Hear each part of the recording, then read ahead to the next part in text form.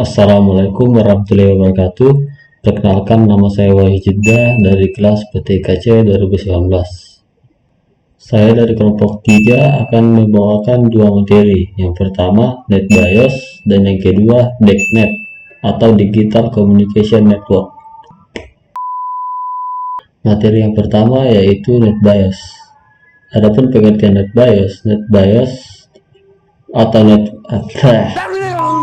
NetBIOS adalah sebuah spesifikasi yang mengizinkan aplikasi-aplikasi terdistribusi agar dapat saling mengakses jaringan tanpa memperhatikan protokol transport yang digunakan.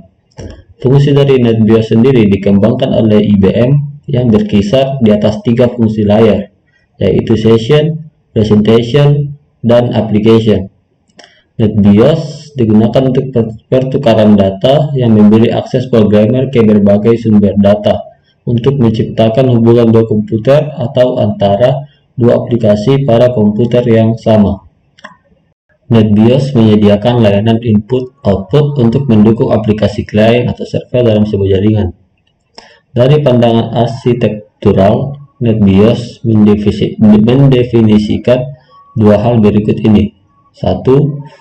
Mekanisme Interprocess Communication atau IPC atau Application Programming Interface atau disingkat API, yang mengizinkan aplikasi-aplikasi yang mendukung NetBIOS agar dapat berkomunikasi secara jarak jauh melalui jaringan dan melakukan permintaan terhadap pelayanan dan tingkat yang lebih bawah pada tumpukan protokol atau protokol stack.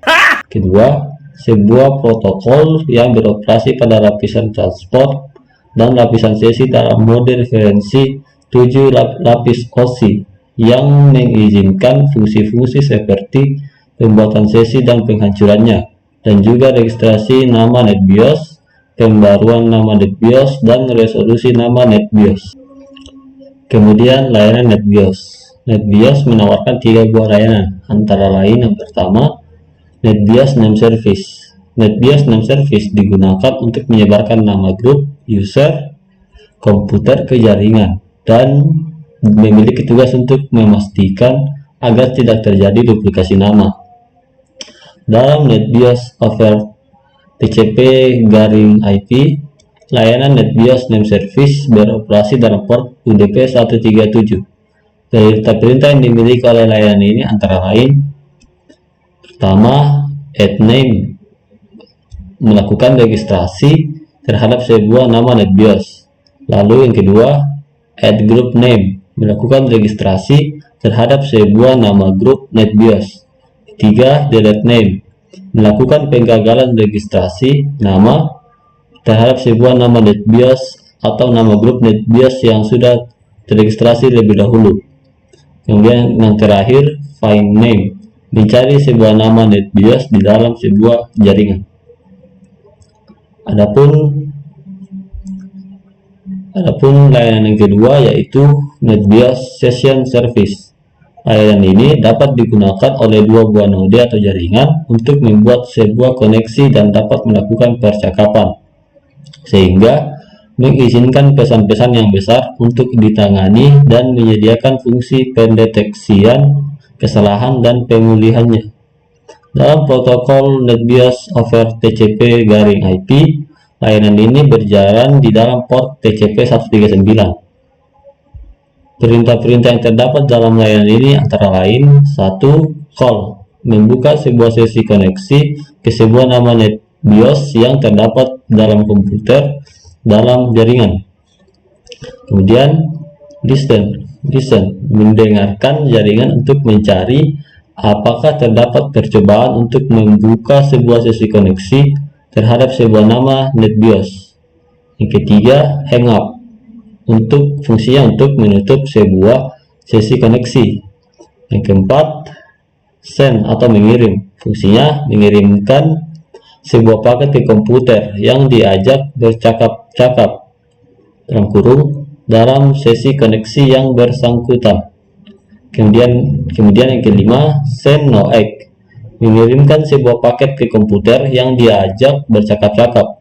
Seperti halnya perintah send, dengan satu perbedaan, yakni perintah ini tidak membutuhkan acknowledgement Kemudian yang keenam, receive.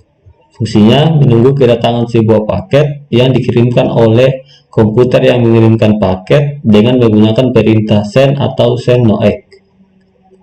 Kemudian lain yang ketiga yaitu NetBIOS Datagram Distribution Service. Layanan ini menyediakan transmisi tanpa koneksi dan tidak menjamin suksesnya pengiriman paket yang besarnya tidak lebih dari 512 byte. Metode ini digunakan oleh naming service dalam NetBIOS over TCP/IP. Layanan ini berjalan di atas port UDP 138. Layanan ini memiliki beberapa perintah, antara lain 1. Send datagram. Fungsinya mengirimkan sebuah datagram ke sebuah nama NetBIOS yang terdapat pada komputer jarak jauh. Yang kedua, send broadcast datagram. Fungsinya mengirimkan data ke semua nama NetBIOS yang terdapat di dalam jaringan yang sama.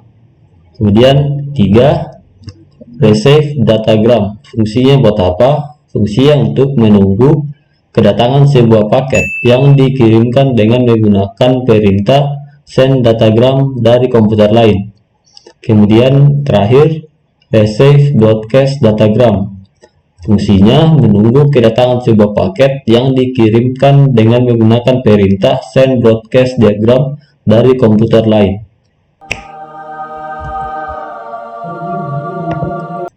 Kemudian materi yang kedua yaitu DECnet atau Digital Communication Network.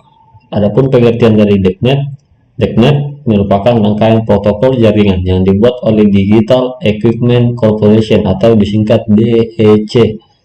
Awalnya dirilis pada tahun 1975 dalam rangka untuk menghubungkan dua PDP-11 atau mini komputer. DECnet kemudian berkembang menjadi salah satu yang mengembangkan arsitektur jaringan peer-to-peer sehingga mengubah DEC menjadi kelompok besar jaringan atau networking powerhouse pada tahun 1980-an.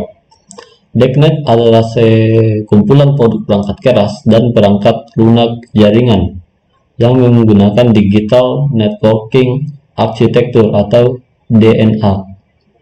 Awalnya, protokol DECnet dibangun dengan 4 lapisan yang kemudian pada tahun 1982 berkembang menjadi 7 lapisan OSI protokol jaringan. Sejak awal, protokol DECnet dibangun untuk sistem operasi unggulan DEC flagship, dalam hal ini FAX atau FMS. Kemudian, lapisan pada protokol DECnet. DECnet terdiri atas 7 lapisan atau layer berupa sekumpulan protokol yang bertingkat. Lapisan-lapisan tersebut antara lain sebagai berikut. Pertama, application layer. Fungsi dari application layer yaitu sebagai antarmuka dengan aplikasi dengan fungsionalitas jaringan, mengatur bagaimana aplikasi dapat mengakses jaringan, dan kemudian membuat pesan-pesan kesalahan atau error. Protokol yang berada dalam lapisan ini adalah HTTP, FTP, SMTP, dan NFS. Kemudian yang kedua, Network Management Layer. Dan yang ketiga, Session Layer. Fungsi dari Session Layer yaitu mendefinisikan bagaimana koneksi dapat dibuat, dipelihara, atau dihancurkan. Selain itu, di level ini juga dilakukan resolusi nama. Kemudian yang keempat, transport layer. Fungsinya memecah data ke dalam paket-paket data serta memberikan nomor urut ke paket-paket tersebut sehingga dapat disusun kembali pada sisi tujuan setelah diterima. Selain itu, pada level ini juga membuat sebuah tanda bahwa paket diterima dengan sukses atau acknowledgement, dan mentransmisikan ulang terhadap paket-paket yang hilang di tengah jalan atau missing.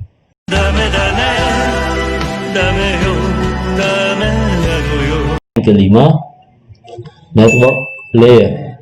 Fungsinya untuk mendefinisikan alamat-alamat IP, membuat header untuk paket-paket, dan kemudian melakukan routing melalui internet networking dengan menggunakan router dan switch layer 3. Kemudian yang keenam, data link layer.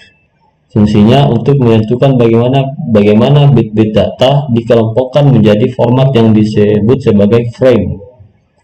Selain itu, pada level ini terjadi koreksi kesalahan, flow control, pengalamatan perangkat keras seperti halnya media access control atau sering disingkat media access control address, MAC address, dan menentukan bagaimana perangkat-perangkat jaringan seperti hub, bridge, repeater, dan switch layer 2 beroperasi.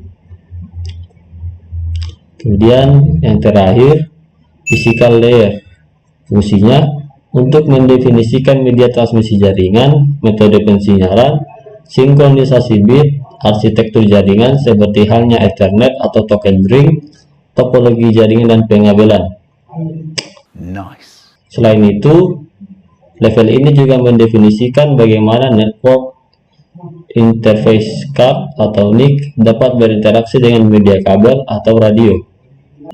Itulah tadi pembahasan materi yang singkat dari saya. Adapun kurang dan lebihnya mohon dimaafkan karena saya juga manusia biasa.